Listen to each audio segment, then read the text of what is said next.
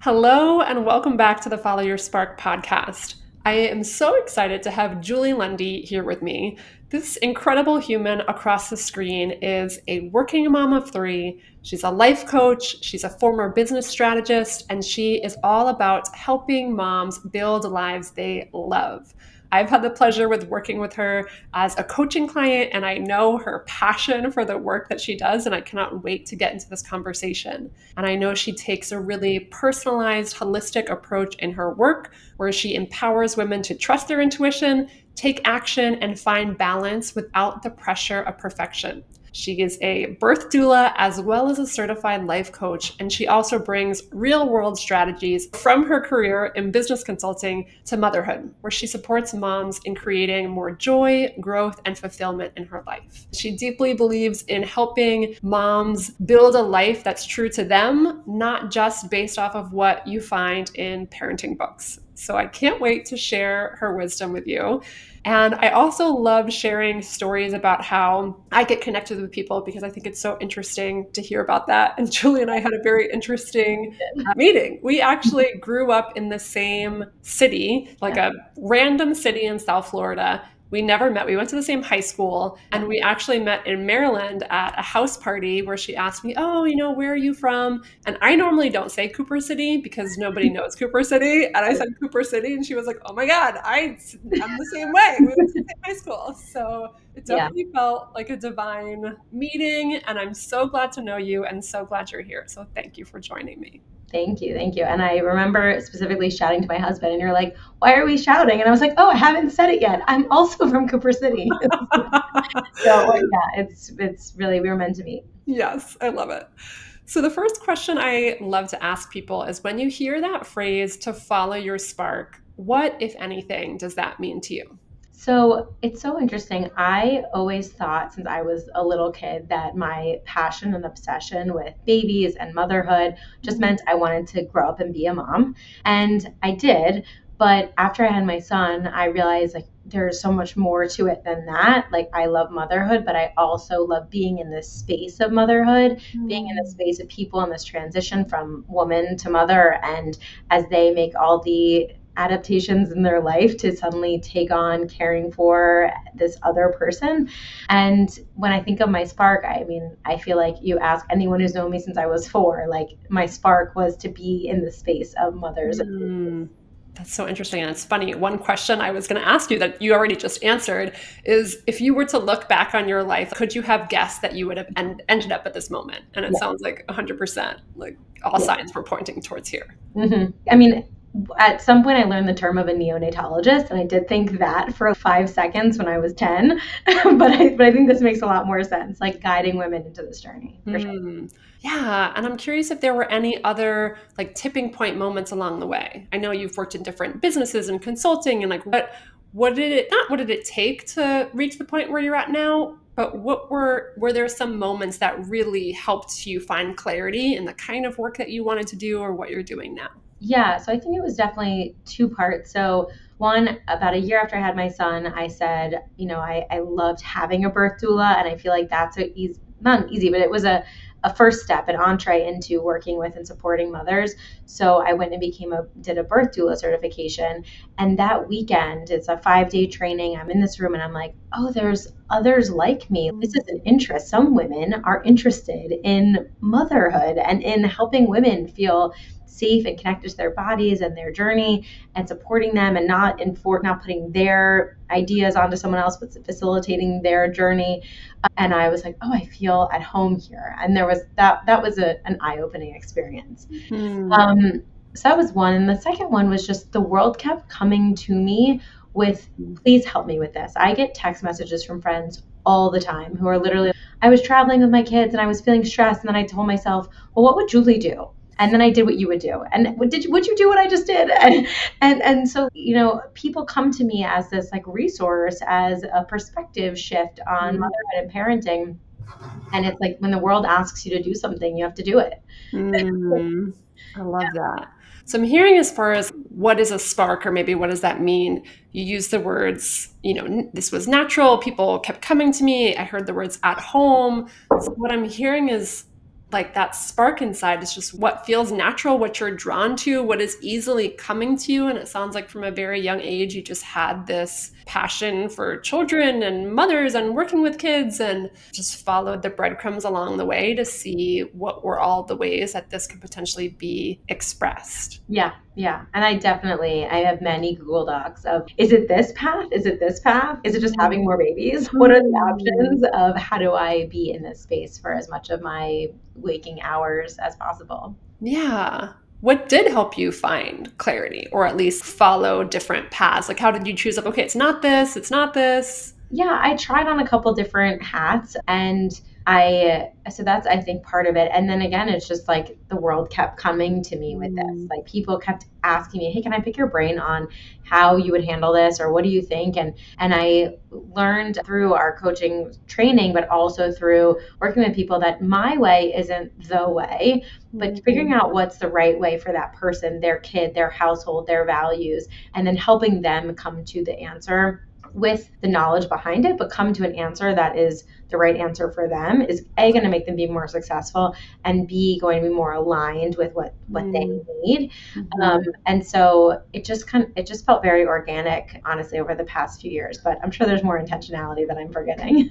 Yeah, and what I do love, because I feel like sometimes people might think about like if they have a, oh, what's my purpose or what path am I going to go down? Like it sometimes it is really intentional and sometimes people are like, I want to be a doctor or I want to be a Yeah, lawyer. And sometimes you just know I like kids. yeah, yeah, That's what you know. yeah, And I heard a lot of experimentation and willingness to try this, try that, and gather information as you go to yeah. see what's going to work best. Yeah, yeah. And also, I think part of it is if I'm reflecting from your questions, I also experienced the world for the past 9.5 years as a mother. And I knew the spaces where I felt most impacted and felt like, well, if I could, I could spread that to more people. Like, there are classes and there are workshops, there's downloads and there's this, whatever it may be. And I was like, oh, this modality is really helpful and has helped me. And I want to bring that to more people. Totally. So I'm curious both for listeners as well as the people that you coach, if someone came to you and was like, okay, I know I'm like interested in this, but I really have no idea where to go with it or what to do. How do you help people or what insight or guidance would you offer people to help them discover whatever their path might be for them? Got it. So you're saying they're trying to figure out their path, Yeah. yeah. So I want to take the lens of, do you mean specifically motherhood or like their career or like the mom who's trying to figure out her career? Because I'm so curious where we want to go with this. Yeah, well, I'd love to hear if there's clients maybe that are on your mind or Mhm. things that you've been noticing the most with the people that you're serving of like what is a question that comes up frequently, whether it's new moms, maybe they want to start a new career, what's something that you've been seeing like a theme reoccurring Yeah. maybe in this like question, and then we'll kind of go from there. Yeah. So I think a big thing that's in the cultural dialogue of motherhood right now is there is no longer this clear line of working mom and stay at home mom. Mm. Even the working mom is often working from home these days, and the stay at home mom is creating content on social media or is making like Pinterest boards or is on the board of her school or like everyone is doing something. No one's like just sitting around, that it's just that's not the way that no one's just sitting around. So everyone's trying to figure out, well, who am I then? What's my Mm. identity? How do I want to describe myself in the world? What do I want for myself? Maybe they have been a stay at home mom, a non 9 to 5 employed parent since they've had kids, but they actually create art or they do Mm. tutoring or they teach music classes or they are just a student. I have two stay at home mom friends who are like getting post secondary degrees and are, cultivating their interests and their talents, which is so incredible. And so a big piece I feel like is that identity shift of like, okay, well, we no longer have these two boxes, then who am I? Mm. And then based on who I am, what box I fit into, what are my goals allowed to be? What are my goals outside of my children?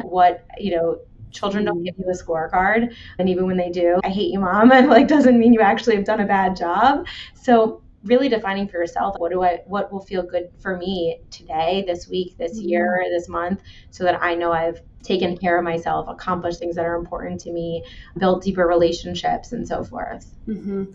Do you find that's one thing that you said kind of like lit up for me? And I'm curious, do you find that a lot of moms struggle to answer the question, what are my goals allowed to be? Yeah. Yeah. Tell me more about that. So a lot of women, myself included, I think you and I had this conversation 4 or 5 months ago. We have goals, but they're at the bottom of the list. So if a kid gets sick, my workouts goes to the bottom of the list that week. If I have a big deadline at work, then my plans with my friends get canceled. They move to the bottom of the list. So everything for mom keeps going down and down and down while she keeps everyone else's. Of course, you're not missing football and you're not missing gymnastics and your husband's not missing his work, meaning everybody's getting to do what is important to them and your stuff keeps going to the bottom of the list. So I think that is a big piece of understanding that you have worth and you are worthy of your commitments. And maybe someone else's commitment falls to the wayside, or maybe we have mac and cheese for dinner. There's a lot of things that can be shifted, but for some reason, we all think, a lot of women think that their priorities get pushed down. Yeah. What is the number one thing that you help people with to, I don't want to say overcome that, but to build the belief that their goals do matter, their priorities do matter? Is there something that's you feel like makes the biggest impact in shifting that? So there's two things that I like to share with people. So one is to think of your daughter. Do you think your daughter should get to develop and invest in all of the things that you're investing in her and then just stop at 32 or 35? Like, she's done, she doesn't get to do it. And I said, if you're not cultivating your own interests and hobbies and personality and all these things, then that is what you're showing your daughter, is that there's a cap. And in fact, there's this line in the Barbie movie that I absolutely hate that says, "We stand still so our daughters can keep making progress." And I was like, why is everyone crying? I hate this part of the movie. I was like, we should be like, on dual tracks. We should be also. So that's one, is like this kind of take yourself out of the position because you want what's best for your child. So why would you not for yourself? And then the present day option is think about the last time you did something for yourself, big or small. You came home from a weekend with girlfriends, you had a big success at a pitch at work, whatever it may be. Were you not a happier, more present, more interesting partner and parent that week? Do you want more of that? Then we need to find time to give you that. And we need to make that a priority. And that, I think that helps to shift for people. Mm-hmm. Yeah, beautiful. I love that example and like pulling in the daughter perspective, because so often it's like hard to think about it for ourselves. Yeah. When we can look at it from, oh, what would I want for my friend? What would I want for my daughter? It can be Yeah. like, oh yeah, I would want that for them. So Yeah. how do I actually give that to myself? Yeah. And I know prioritization is a huge thing that we've talked about and that you've had a lot of breakthroughs around. So I'm curious to, if a mom was like, okay, I hear you and I have 10,000 things to do, like how is that even possible? What have you learned recently about prioritization that's made a big difference for you? Yeah. So this is like full disclosure, full transparency on this. So I had my third kid in September and I went back to my 9 to 5 in the end of January, and I'm building my coaching business. So I have a lot on my plate.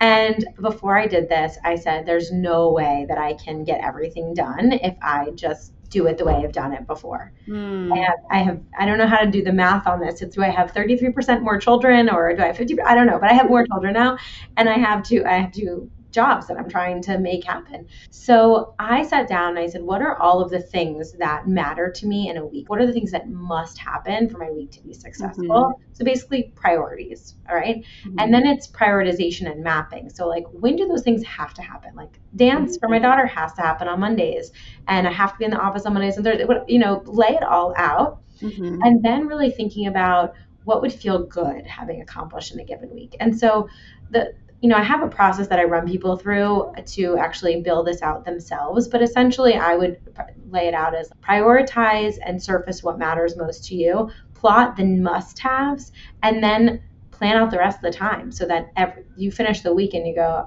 that was it. I did everything that I wanted to get done. Mm-hmm. Yeah, that's kind of the process that I try to run people through. Yeah. So I'm hearing number one is mindset of even believing that you deserve to have goals in the first place and really grounding in, yes, I want this for myself. I want this as to be an example for my kids. So it sounds like that's first and foremost, because if you don't believe that, you're not going to make the time in your schedule. Yeah.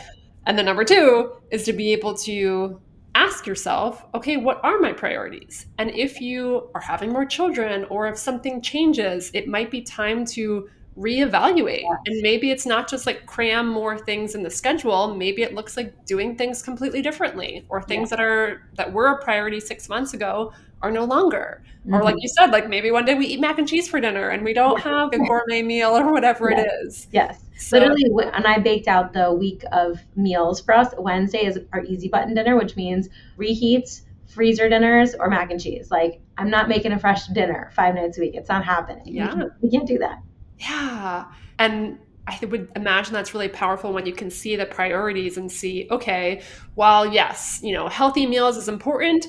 My Pilates class is also really Yes. important, or whatever it is. And it's like, how can you create space for all of your values and be open to it maybe looking different than it used to look, or getting creative with what it has to look like? Yeah.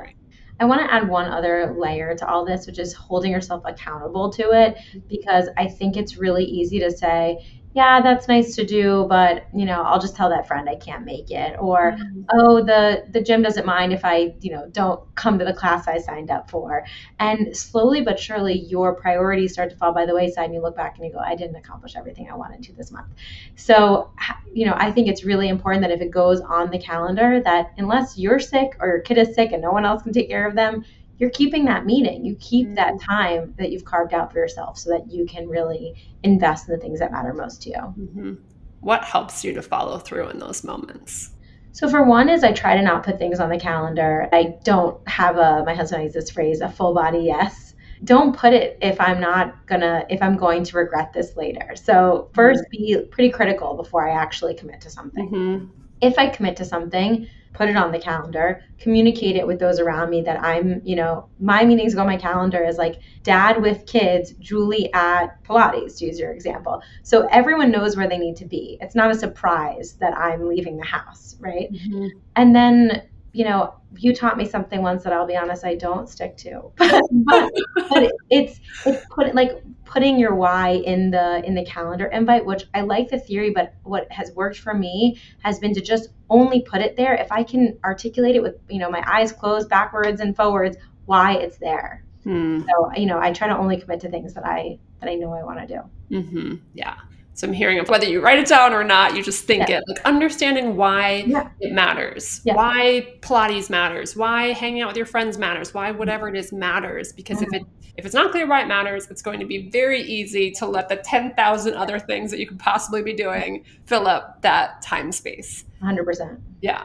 And I'm curious too, and I'm not a mother, so I don't have this perspective. So I'm curious your perspective. But I know there's so many things to do, to think about as a mom with all these things on your plate. Yeah. And you said, I only put things on my schedule if they're a full body yes. Mhm. What happens when Wednesday at 6 p.m. comes around and you're tired and you're Yeah. not feeling the same full body yes, but you put it there and it was a strong yes? What happens in that moment? And the activity is like to go see my friend or to go to the gym or something that's like purely for me. Yeah. For me, I having it on the calendar in a way that's my husband's also on the calendar. He's also we have a commitment to each other. Mm-hmm. To like the other day, we were both going to go to like our rec center where there's a gym and I said, I'll get the kids, you go ahead. So you get 20 minutes in the gym before we show up and start playing basketball. I knew he would be in a much better mood if he had 20 minutes to himself to exercise. Like we have a marriage that we are committed to us both being the best versions of ourselves. So he would not be like, what do you mean you don't need me to come home? You're not going to your class? Of course you're going to your class. Like, go, get out of here. And that comes from years of me saying, you better get home because I have to get to my class. So it's like it's a cycle that has fed itself, but we hold each other accountable. He knows that that's the best version of me. I know it's the best version of me. And so I'm going to go dragging my feet and I'm going to think about, oh man, I'm going to get home and I'll be so energized at 9 o'clock. I better get out of here. And I'm going to feel so good when I get out of here. So I think I have the perspective of knowing it works. Now, for someone who it's their first time, I guess let's put like that hat on. I would say I think it does make a lot of sense to communicate with those around you. Maybe you're meeting your friend for dinner and you booked it a week ago and you say to your friend, hey, Jan, I don't know who Jan is in 2025, but hey, Jan, let's meet. I got to tell you, by Wednesday, I might be super fried with daylight savings and my kids and school, but I need you to text me at 5 o'clock and say, I got that first glass of wine ready for you. Can't wait to see you. And guilt me because I'm showing up. And I'm going to say to my husband, you know how much I've been dying to catch up with her. Make sure I put my jeans on and get out the door. Like, I would want people to hold me Mm. accountable because of Mm. how important I've decided this is a value. So make it happen. Yeah, I love that. I'm hearing this like imagining ahead of time of knowing of okay, I'm probably going to be tired. There's a chance that Yeah. things might come up. How can I enroll the people around me to support me? Yeah. Whether it's the person I'm meeting, whether it's a husband or partner, if you have that in your life, Yeah. or whether it's you're working with a coach and you have someone to be able to go back to and you're like, okay, I know I'm going to have to tell Yeah. them next That's week the if I'm okay or not, Yes. you know. So in whatever capacity to be able to have other people be aware of your plans, Yeah. enrolled in your plans, that sounds like it can be a really great support system to Yes. actually follow through. And I have a friend, and then I've had clients say this to me before, that otherwise they were going to spend the night like scrolling on their phone and watching Netflix. So I'd ask, the question to yourself is, am I going to feel better after the activity? Am I going to feel more rested, more inspired by what I'm going to do instead? Probably not. Mm. So just go. You're going to have a great time. If you need to walk there to get your energy, you need to, dance, listen to a music, or just show up and say, I am so glad we're meeting, but I am exhausted. Being honest, Yeah. and then just be there with your friend and shift your energy together. Yeah. Yeah. I'm hearing to allow yourself to show up as you are. So Oh whether yeah, it's you're going to work out, whether it's you're going to go out to dinner. So if your workout is just, I'm just going to walk and I'm going to lift a yeah, 1 pound weight and that's what I did at the gym today, great. Like yes, that's better than nothing. And to 100%. not hold yourself to some like intense level of expectation or something. Sometimes I go to my gym just for the eucalyptus towels. Like, I go just so I can put the towel on my face. And I should just make these towels at home, but also I shouldn't because it gets me to the gym. Just for that moment, it doesn't even matter what I did because I got to breathe in this cool eucalyptus towel. I love that. And it's like letting one moment be enough. Yeah. Yeah, it's beautiful. So I know another thing that you've shared with me a lot about and we've talked a lot about is the power of intention. And recently, I know you talked about even with social media and building your business, like this discovery of, okay, I don't have to market in the way that I did last year. Now Yeah. I can market in this new way. Can you talk a little bit more about what you've learned recently about the power of intention? Oh my goodness. I feel like I learned so much in the past. Like, how many weeks has the year been? So I don't know if it was intentional, but 23 and 24 were really, I spent a lot of energy on social media and creating content and learning how to create content, learning how to speak to a screen. And I feel like I learned a ton.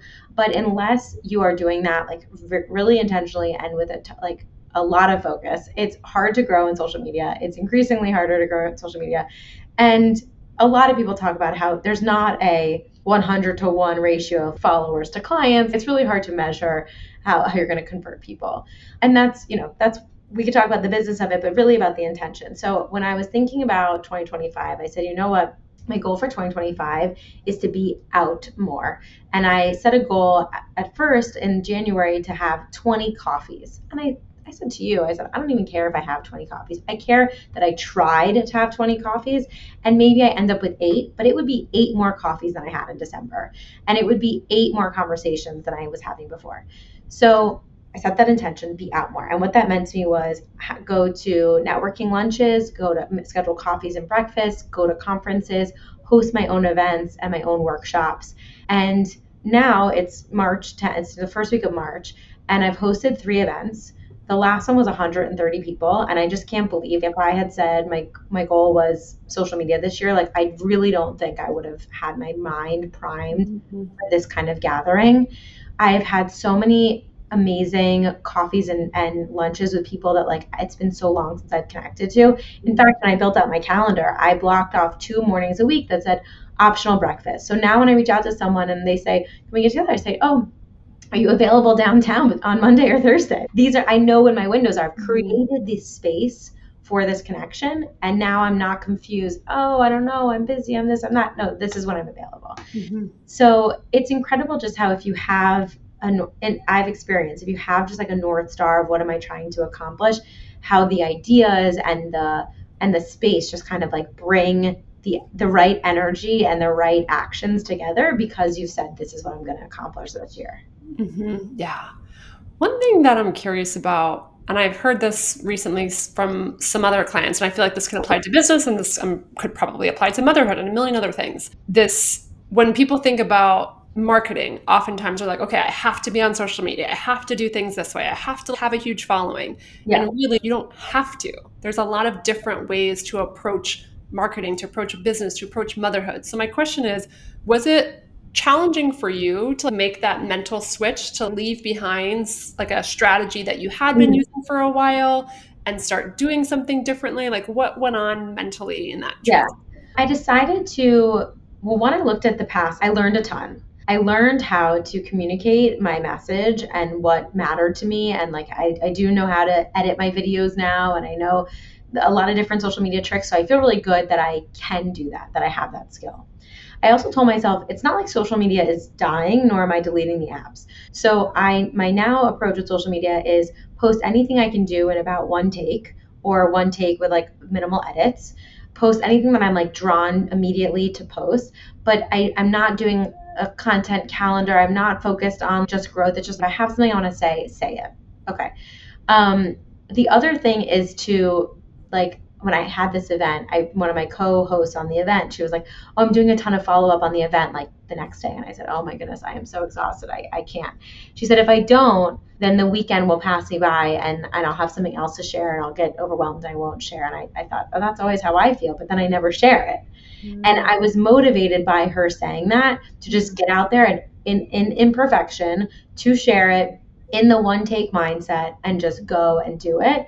So it's no longer, well, I have to plan it and script it and write it and post it and perfect and this and that. To just, it's a tool that I can share and I can utilize. But the real goal is to drive towards in person and one to many or one to one connection. And the social media can happen as like a not an afterthought, but not as the priority. mhm. Yeah. I would love to hear for someone listening, mother or not, if there was something that they were telling themselves, oh, I should be doing it this way. This is how like everybody else does it. This is the messaging I'm getting. And maybe they don't want to do it that way or they want to find a new way. Like, what message, what would you want to leave them with? A biggest piece of insight that you learned on this journey about intention and making changes and evaluation? Like, what's coming through that you would just want them to know right now? So one is it's okay to try something and then it succeed or fail in whatever measure you're giving it, and then to try something new. And it's not a failure that you. It's not like a sunk cost. Like this isn't a finance class. You can say, great, I spent the end of 2024 working on something this way. It didn't work. I did learn a couple things. I'm going to take those lessons with me, but I'm going to now try something different. And all of it compounds. So to bring it to motherhood, I actually do want to bring it back to motherhood for a moment on connecting with our children. So kids are this like ultimate puzzle. I've always said that by the time my kids are 7, I'll have a PhD in that child, but until then, and I don't know how right I was, because now he's 9, and now I'm back getting an associate's degree in the new version of who he is. But I my husband and I try stuff like one of my children has a sensitivity to a certain, texture or sounds or this or that. And so we'll say, well, what if we try, not exposing him to it for a while? What if we try doing it while we're playing a game? What if we try?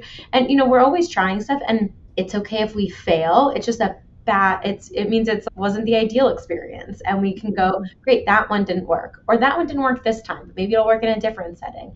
And it's, it's if you like to cook, like I like to cook, and I love saying, "Oh, this wasn't my best version of this recipe. It's mine. Who cares? The chicken didn't cut, as long as no one got food poisoning, we're good. We're Yeah. making chicken one way, we're making it another way. It's all good." So being open to experimentation, being open to looking at it as a learning opportunity, and then taking the lessons and moving on and trying something else.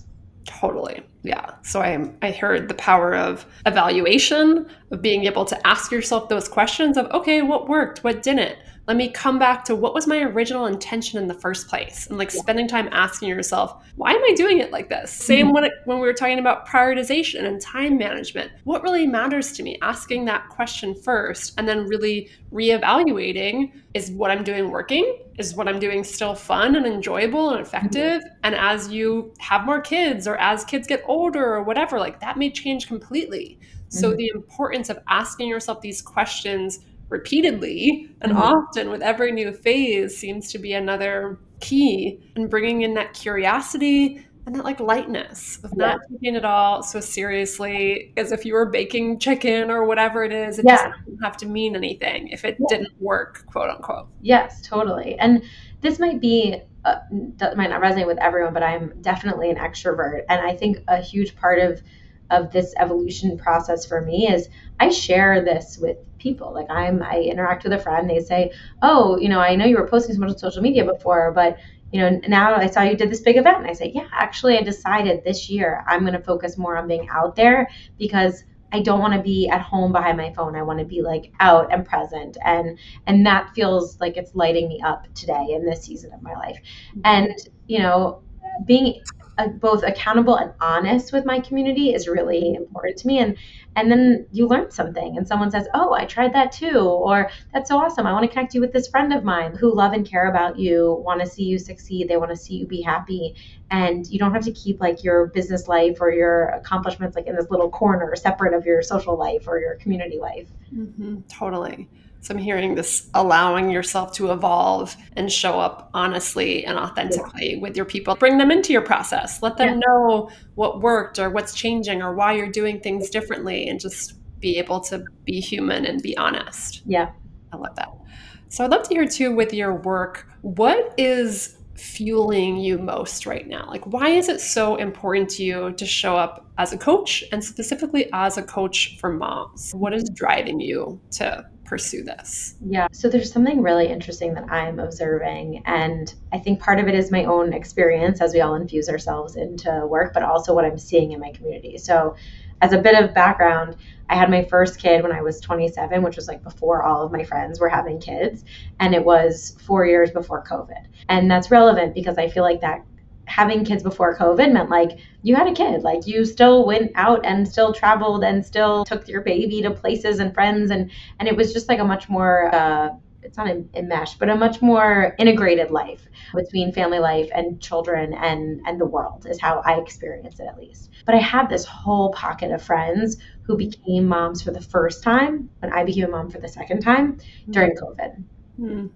And they really did not have this experience where post maternity, basically pregnancy, you kind of like you kind of hibernate a little bit, you go small, you go to your small community, and that's fine and that's great. Postpartum, you do the same thing, but a lot of women have an experience of kind of emerging, coming out of hibernation around 3, 6, 7 months of postpartum, and you're ready to like, let's go out, let's go on a trip. Like a lot of people have that experience, but moms of COVID did not have that. Mm-hmm. And they also had a highly traumatic birth experience if they gave birth between March and July or even March and December of 2020. And then even I have friends who will say, "Oh, I was the Omicron variant baby." And I'm like, I don't even remember when that happened. Oh But my if you gave birth and it was like Omicron was on the news and your husband had to stay home or your mom couldn't come to visit, like you remember. And the thing about birth, I don't know, this might be super niche, but for your birthing audience, they'll understand this. People talk about how when you deliver your placenta, you have a dinner plate sized hole in your body because that's how big the wound is inside of you. And I personally feel like we discount that you literally are like open. Like you are open God. to the way people treat you and the way you talk about yourself and the way you like see yourself in that period of life. And so much gets in and it gets in and stays there. Mm-hmm. So, if you gave birth in a time of a global pandemic and fear, and like your doctor has the mask on, which now I guess everybody has a mask on, but like your doctor has a mask on, your husband is not allowed to leave the hospital to go get you food. They had a rule like if your husband leaves, they can never come back. Like your mom can't come, like you can't have a doula, like all of this. It was so intense. And it's not just that you had a difficult moment that you got through for sure, but you had a difficult moment that was like impressed upon you and is there. I was at a 5-year-old's birthday party, and the way women talk about it, it's like it just happened to them, you know. So why am I called to do it? Is I feel like there's this whole class of women, like this is at least where I am right now, this whole class of women that like maybe now as their kids are entering school age are realizing like, oh, I have never not put my kids to bed. And I've never just gone on a date at 6 p.m. with my husband. And I haven't gone on a girls trip. And I'm like, wait a second, like motherhood, we're allowed to do that. And I Mm, learned that with my first, but we mm, didn't get to do that with 2020 and 2021 babies. And so those are my people. Like those are all like the 30 somethings who have babies and they're, yeah. And I really I want to help them like snap out of that, shake loose. I don't know. I want to help them like live a more vibrant life. I will stop so you mm. can ask a question. I shared a lot there.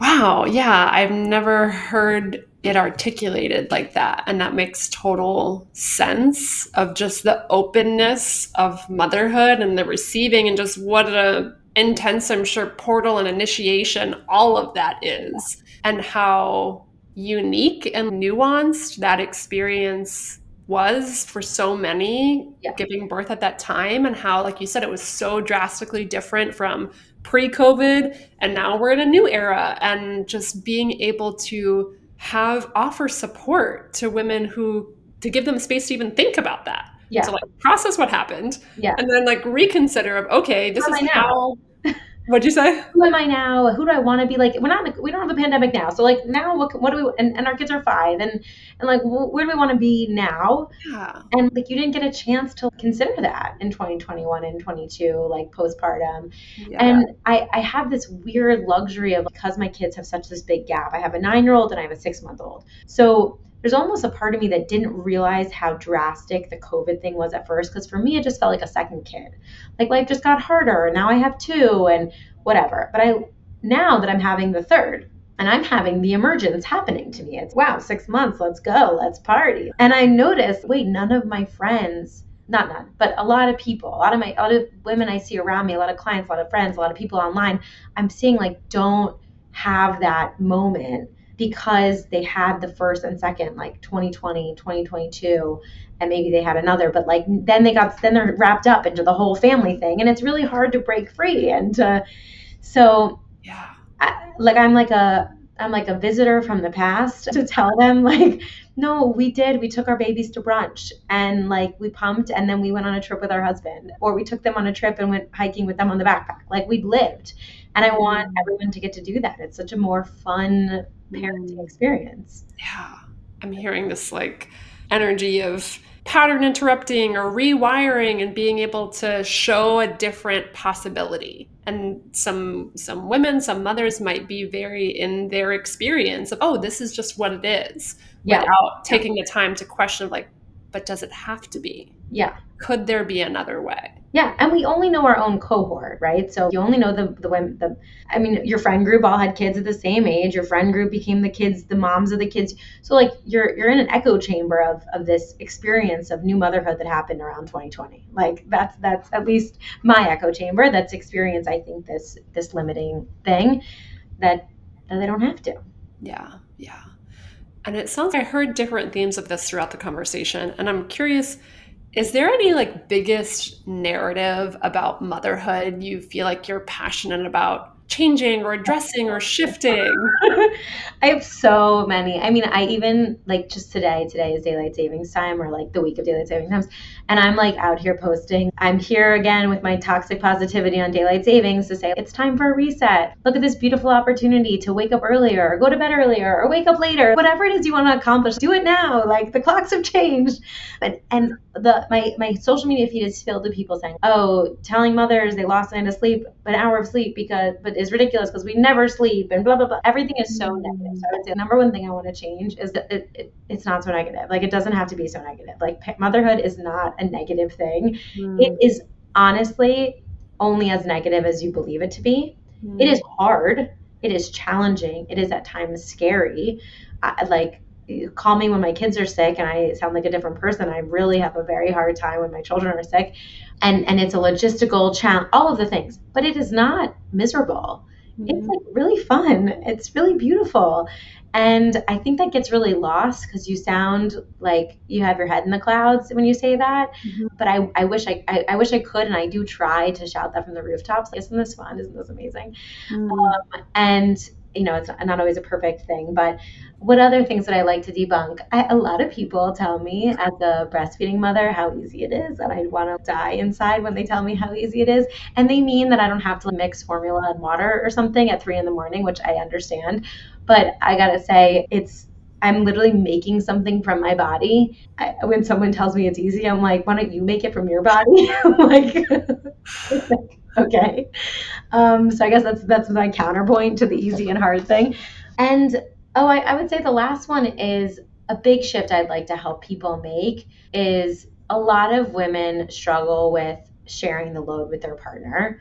Mm. And a lot of it, I believe, or I see comes from well, they don't do it the way I do it. And my belief is that they probably don't do it the way you do it. But unless they are doing it unsafely, it's probably fine. And it's fine for two reasons. One, it's good for your kids to experience like adversity in a way. Not that dad is adversity or grandma is adversity, but okay, so like they don't bring the water bottle and 50 snacks. Your kid learns about hunger. Great. So they can be hungry for a second. Or they learn that there's water fountains in this country. There's other lessons that can be learned. Or bedtime's a little bit later, or whatever. I think that that's totally fine. And then it gives you so much freedom if you trust other people. And so make sure you find people you trust. I hope that you have a partner that you trust, and in-laws and parents and people that you trust in your life and your community. But if you don't relinquish that, then you will be stuck and drowning in all of motherhood, and that sucks. So I want people to be able to trust the people in their lives. Yeah. And I'm hearing overarching, maybe a theme or a thread between all of them is this power of perspective. Yeah, things that doesn't, I know you're not saying that motherhood is not hard. It's Yeah, being yeah, able to be like, yeah, it can be extremely challenging. I'm sure there can be all kinds of very difficult things that happen. And whether it's the words that we're using, are we adding suffering? Are we adding like to the misery versus feeling or thinking, yeah, I'm experiencing a challenge right now, or my kid is experiencing a challenge right now. What's a perspective that could serve me? Because the challenge is going to be here one way or the other. yeah. So I get to choose whether I make daylight savings time more miserable by Mhm. reminding myself how I'm like never sleep and blah, blah, blah, or I can think about it a different way. And Yeah, whether one's true or one isn't, like which yeah. one makes you happier? Yeah, totally. Totally. The other day I was changing our baby's diaper in the public bathroom and it smelled so bad. And I came out without him buttoned. Like I closed the diaper and I was like, I did it like a dad. Like my husband never buttons the onesie. And I was like, you know what? That was so much easier. I got out of there faster. And it's kind of funny, dad never buttons your onesie. So I'm also not gonna button your onesie. Like, and it was just so freeing. Who cares? No one's judging me because your onesie's not buttoned. No one even knows.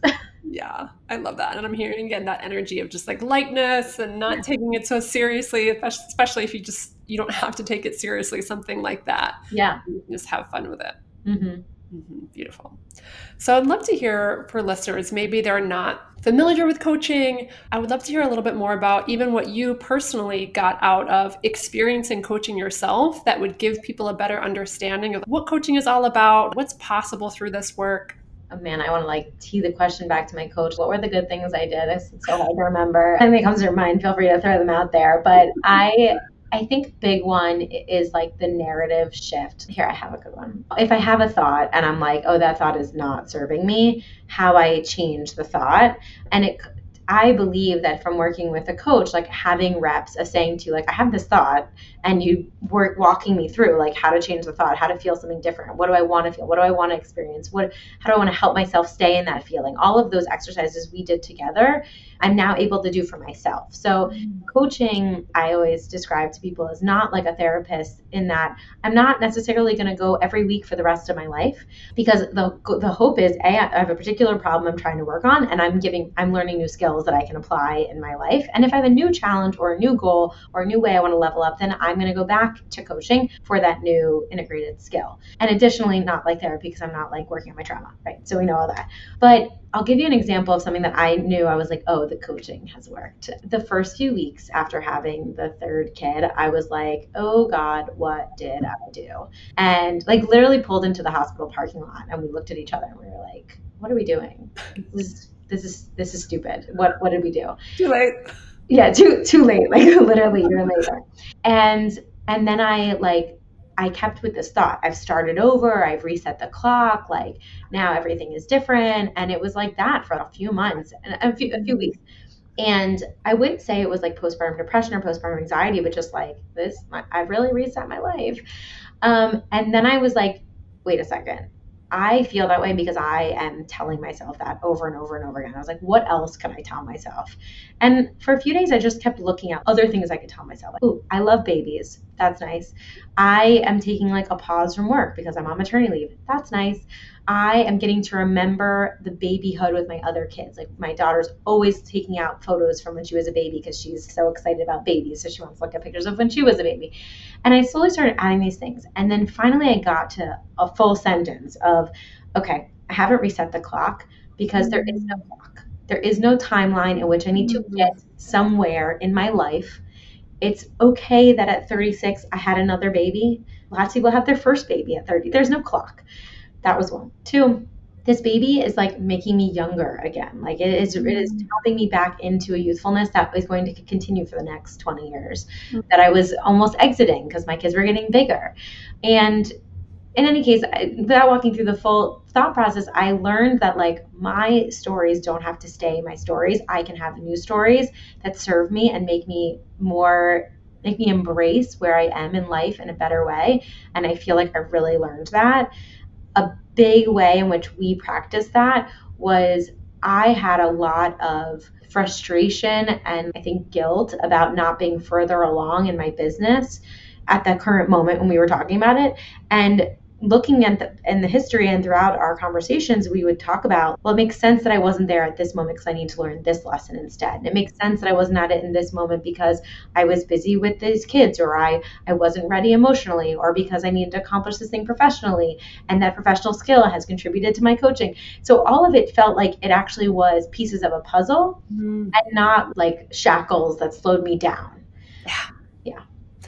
So, if you could summarize the biggest gift or impact having this skill set now, having this ability to catch your thoughts in the moment, to notice, oh, I'm just like repeating a tape right now. It's not actually serving me. It's really draining my energy. I have the power to just flip this. I have the power to find this new perspective. What impact does having this skill set have on you in your life now? Oh my God, the way you described it, I feel like it's literally turning a page. Like I'm reading a horror story and then I'm reading like a rom-com. Like it's like why am I staying in this book if I don't want to? Mm. So, the impact is it's either like dum dum dum, like the music is intense and the colors and everything, or it's like it's like a Katherine Heigl movie. It's a totally different. We're wearing like fluffy dresses and like blue skies. It's springtime, So it's a beautiful skill to be able to change your perspective on something. Like I'm so grateful for it, and I feel like people tell me their problem, and I'm like, wait, does that have to be their problem? Could it not be their problem? I love that metaphor so much. I feel like you should use that in your marketing or tell that example somewhere because it's so powerful. It's like you're watching a horror movie or you're watching a rom-com. Yeah, but And the when you same thing is happening to you. It's like a split screen, and it's like you're holding the baby and you're going to work and you're doing all these things. And either it's a terrible thing or it's a beautiful thing. Like you yeah. decide. And it could be the same scene of a movie, and if you're playing the like dun dun dun like Mhm. suspenseful song, you could Yeah, have the same exact scene. I know. And just the music playing could be like, oh my God, what's happening? Yeah. Someone's gonna jump out at me. This Or it's is like, opportunity is knocking, not the murderer. Like, this is such an incredible example. My like mind is like, whoa, Mhm. right now. And that's how it works with coaching and our thoughts. Our thoughts are like the musical track to the Yeah. movie. Pausing this interview for a moment to ask that if you saw your life as a movie, what kind of movie would you be in? Is it a drama, A suspense? A rom-com? Are you the main character pursuing your dreams and overcoming your challenges? Or are you a secondary character who's just along for the ride?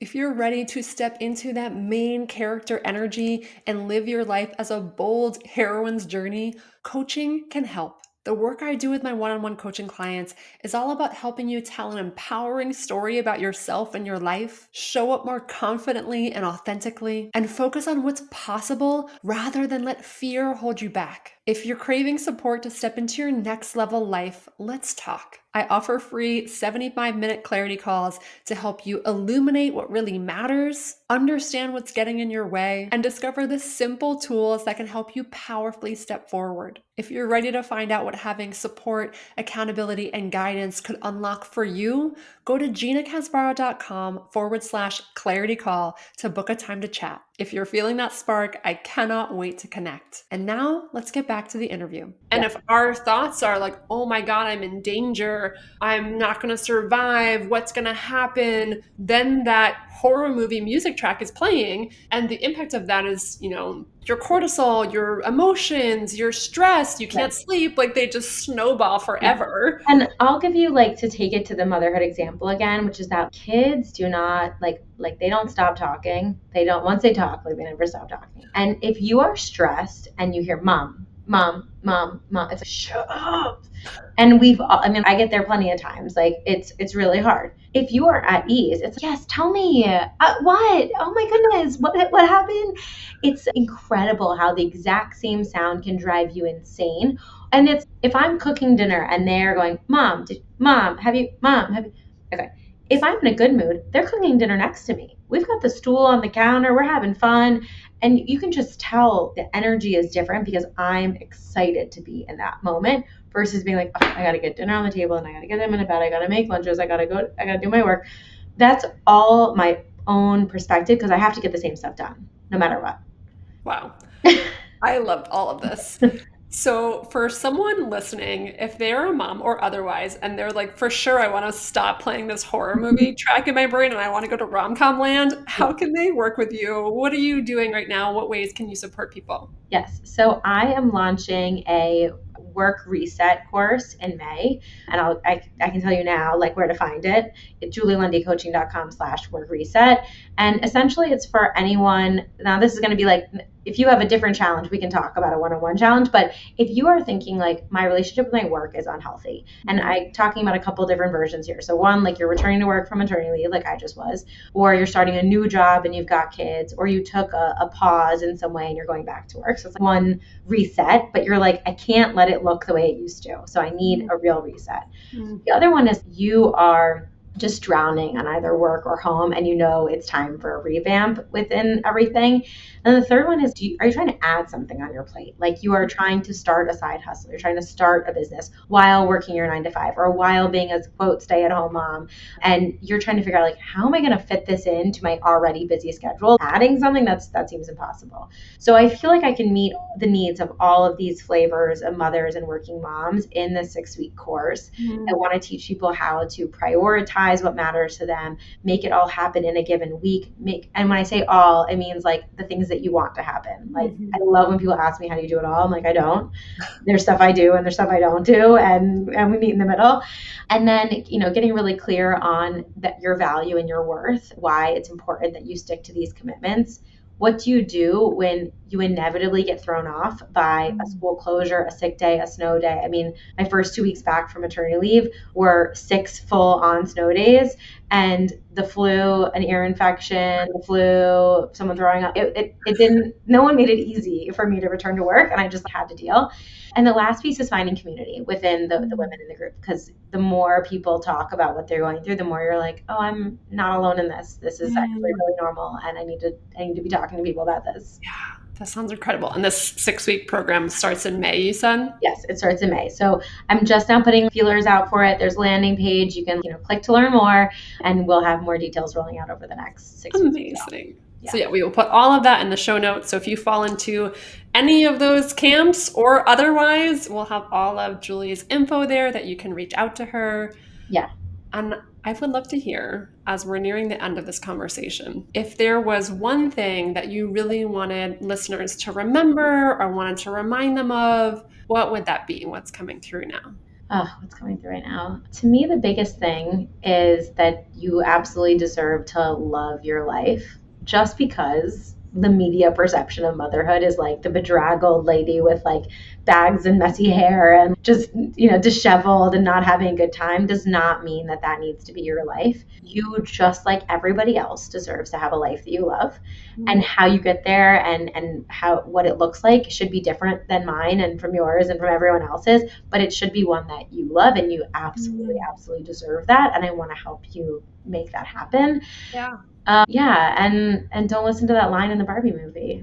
Don't stand still so your daughter's gonna walk ahead. Let her cheer you on, and you cheer her on. Go for it. Yeah, I love that so much. Oh my gosh. So, speaking of what you just said, the very last question I'd love to ask, because when I think of follow your spark, I think of what you've described many times of just giving yourself space to pursue what's sparking your interest or curiosity or joy or whatever it is. What's something recently that you've given yourself time and space to follow that's made you very happy?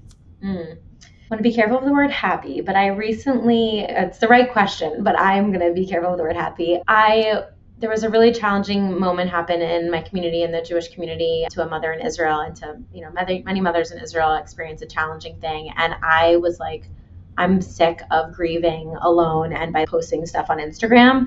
So I partnered with 15 other women in our community and thought, oh, what if we got 30 women in a room? We could just have time to connect over our grief and our joy and our ability to be sad and still be present and still be productive and all of that. And 120 women showed up. 138 RSVP'd. I think we had around 120 showed up. And it just told me like women want to be connected and want to be together.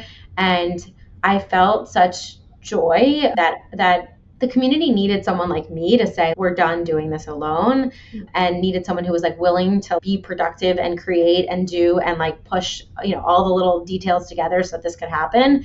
And it really was transformative for so many people, and it was just a wonderful experience to have done that. And I'm grateful that I could have been in service to my community in that way and been willing to say let's make it happen. That's beautiful. And I'm glad you answered it the way you did. And it's interesting. I don't normally ask it in that way. So I'm glad it's not quite happy because your spark is not always just what makes you happy. A Yeah, spark can be what sparks your passion, your curiosity, even your anger. It yeah, can motivate you. It can be a catalyst. So yeah, following a spark, it might not always be towards a spark of joy. yeah. So I really like I said, I'm grateful that you answered the question that way of you felt compelled No, yeah, to do something, to create something that was meaningful to you. yeah, And you gave yourself the time and space, even when you have a full time job, a growing business, three kids, all these other things, yeah. there was still something that compelled you. And I am curious of what was it that you were like, no, I'm going to do this. This is for me. This is calling me. Like, I'm going to be a leader here. What did compel you to be like, I'm going to be that person?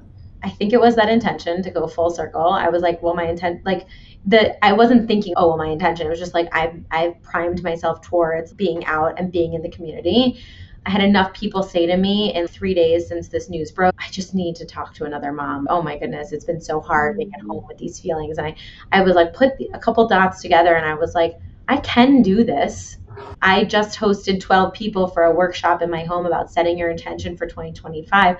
That was 12 people. So what if we got 35 people? Like it just, each little like evidence proved to me like I'm no better. No one is better suited. I'm the best suited to just go.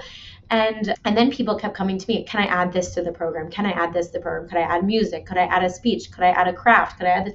And also getting really clear on what was my yeses and what were my nos, and also knowing when should I lead and when should I say no, this is your part, like you're going to do a great job leading the room at this part.